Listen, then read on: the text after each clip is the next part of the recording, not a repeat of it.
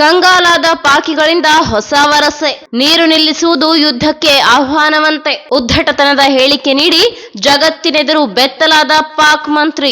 ಭಾರತದ ವಿರುದ್ಧ ಬಾಯಿ ಬಡಿದುಕೊಂಡ ಪಾಕಿಗಳು. ಪಹಲ್ಗಾಮ್ನಲ್ಲಿ ನಡೆದಿರುವ ಭಯೋತ್ಪಾದಕರ ದಾಳಿಯಲ್ಲಿ 26 ಜನ ಪ್ರವಾಸಿಗರು ಬಲಿಯಾಗಿದ್ದರು. ಇದಕ್ಕೆ ತಕ್ಕ ಉತ್ತರವಾಗಿ ಭಾರತವು ಪಾಕಿಸ್ತಾನದ ಒಂದು ಮಗ್ಗಲನ್ನ ಮುರಿದು ಪಾಕ್ ಜೊತೆಗಿನ ಎಲ್ಲ ಸಂಬಂಧಗಳನ್ನ ಕಡಿತಗೊಳಿಸಿಕೊಂಡಿತ್ತು. ಅಲ್ಲದೆ ಸಿಂಧು ಜಲವಿವಾದ, ಅಟಾರಿ ವಾಘಾ ಗಡಿ ಬಂದ್ ಹೀಗೆ ಪ್ರಮುಖ 5 ನಿರ್ಧಾರಗಳನ್ನ ಪಡೆದು ಹೇಡಿ ರಾಷ್ಟ್ರವನ್ನ ಬೆಚ್ಚಿ ಬೀಳಿಸಿತ್ತು. ಆದರೆ ಇದರಿಂದ ಹತಾಶ ಮನೋಭಾವದಲ್ಲಿರುವ ಪಾಕಿಸ್ತಾನ ಅಮಾಯಕರ ಜೀವಗಳನ್ನ ಬಲಿ ಪಡೆದ ರಕ್ತ ಪಿಪಾಸುಗಳನ್ನು ಸ್ವಾತಂತ್ರ್ಯ ಹೋರಾಟಗಾರರು ಎಂದು ಹೇಳುವ ಮೂಲಕ ಉದ್ದಟತನ ಮೆರೆದಿದೆ. ಅಪ್ರಬುದ್ಧ ಸಚಿವನ ಉದ್ದಟತನದ ಮಾತು. ಭಾರತದ ದಿಟ್ಟ ನಡೆಯಿಂದ ಕಂಗಾಲಾಗಿರುವ ಪಾಕಿಸ್ತಾನವು ಸಂಭಾವ್ಯ ಯುದ್ಧದಿಂದ ತಪ್ಪಿಸಿಕೊಳ್ಳಲು ಸರಣಿ ಸಭೆಗಳನ್ನು ನಡೆಸುತ್ತಿದೆ.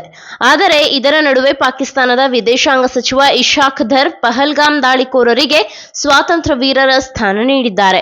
ಸಭೆಯ ಬಳಿಕ ಮಾಧ್ಯಮಗಳೊಂದಿಗೆ ಮಾತನಾಡಿದ ಈ ಅಪ್ರಬುದ್ಧ ಸಚಿವ, ಭಾರತವು ನಮ್ಮನ್ನು ಕೆರಳಿಸುತ್ತಿದೆ, ಬೆದರಿಕೆ ಹಾಕುತ್ತಿದೆ. ಹೀಗೆ ಮುಂದುವರೆದು ದಾಳಿ ಮಾಡಿದರೆ ನಾವು ಅದಕ್ಕೆ ತಕ್ಕ ಉತ್ತರ ನೀಡುತ್ತೇವೆ.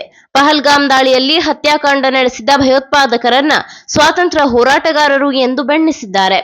ಆ ದಾಳಿಕೋರರು ಯಾರೆಂದು ನಮಗೆ ತಿಳಿದಿಲ್ಲ. ಅವರು ಸ್ವಾತಂತ್ರ್ಯ ಹೋರಾಟಗಾರರೂ ಆಗಿರಬಹುದು.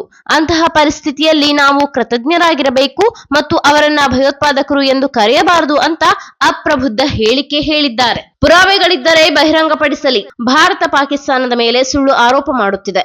ಭಾರತ ಇದಕ್ಕೂ ಮೊದಲು ಹಲವು ಸಂದರ್ಭಗಳಲ್ಲಿ ಈ ರೀತಿ ಮಾಡಿದೆ.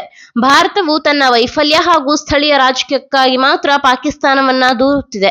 ಈ ಪಹಲ್ಗಾಮ್ ದಾಳಿಯಲ್ಲಿ ಈ ಕುರಿತು ಯಾವುದೇ ಪುರಾವೆಗಳಿದ್ದರೆ ಅವುಗಳನ್ನ ಬಹಿರಂಗಪಡಿಸಲಿ ಎಂದು ಹೇಳಿದ್ದಾರೆ. ಆದರೆ ಪದೇ ಪದೇ ಭಾರತ ಹೀಗೆ ಮಾಡುತ್ತಲೇ ಬಂದಿದೆ. ಈ ಬಾರಿ ಇದನ್ನೆಲ್ಲ ನೋಡಿಯೇ ನಾನು ಬಾಂಗ್ಲಾದೇಶ ಹಾಗೂ ಅಫ್ಘಾನಿಸ್ತಾನಕ್ಕೆ ಹೋಗುವುದನ್ನ ರದ್ದುಪಡಿಸಿದ್ದೇನೆ. ನಮ್ಮಲ್ಲೂ ರಾಜತಾಂತ್ರಿಕ ಕ್ರಮಗಳನ್ನ ತೆಗೆದುಕೊಳ್ಳುವ ಸಲುವಾಗಿಯೇ ನಾನು ದೇಶದಲ್ಲಿಯೇ ಇರುತ್ತೇನೆ.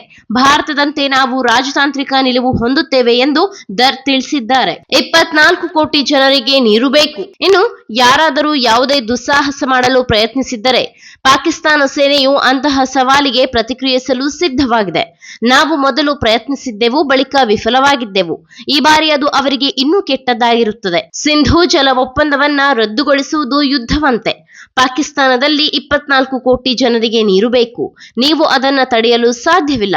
ಭಾರತ ನೀರನ್ನು ಬೇರೆಡೆ ತಿರುಗಿಸಲು ಪ್ರಯತ್ನಿಸಿದರೆ ಅದನ್ನು ಯುದ್ಧಕ್ಕೆ ಸಮಾನವೆಂದು ಪರಿಗಣಿಸಲಾಗುತ್ತದೆ ಎಂದು ಪಾಕ್ ಸಚಿವ ಬಾಯಿ ಬಡಿದುಕೊಂಡಿದ್ದಾರೆ. ಈ ಮಾಹಿತಿ ನಿಮಗೆ ಇಷ್ಟವಾಗಿದ್ದಲ್ಲಿ ಈ ಬಗ್ಗೆ ಕಮೆಂಟ್ ಮಾಡಿ, ವಿಡಿಯೋನ ಲೈಕ್ ಮಾಡಿ, ಶೇರ್ ಮಾಡಿ. ನಮ್ಮ ಚಾನೆಲ್ನ ಸಬ್ಸ್ಕ್ರೈಬ್ ಮಾಡದಿದ್ದಲ್ಲಿ ಬೇಗ ಸಬ್ಸ್ಕ್ರೈಬ್ ಮಾಡಿ. ಧನ್ಯವಾದ. ಬೆಂಗಳೂರಿನ ಬೆಸ್ಟ್ ನೀಟ್ ಕೋಚಿಂಗ್ ಅಕಾಡೆಮಿ ಅಂದ್ರೆ excellence NEET academy. NEET crash course and NEET long term coaching admission ಪ್ರಾರಂಭ. ಈ ಕೂಡಲೇ ಸಂಪರ್ಕಿಸಿ.